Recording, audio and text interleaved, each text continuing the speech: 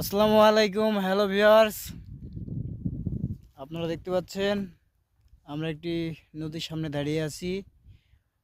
অনেকটা পথ পাড়ি দিয়ে আমরা এই নদীর কাছে এসেছি। সাথে আছে আমার এক ছোট ভাগ্নে আর আমার এক ছোট ভাই। পরিবেশটা কেমন লাগছে তোমাদের কাছে?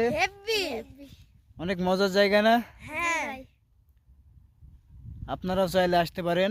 লোকেশন কুষ্টিয়া দৌলতপুর বর্গিচর।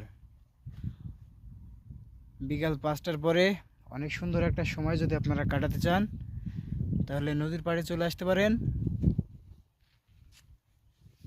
চারিপাশে শুধু ফাঁকা, মনে হচ্ছে মরুভূমি। মরুভূমি ঠিক আছে, এখানে বালি, মরুভূমিতে বালি থাকে, এখানে বালি নাই, তাই অনেক বিস্তীর্ণ ফাঁকা জায়গা। শুধু আমরাই তিনজন এখানে আছি।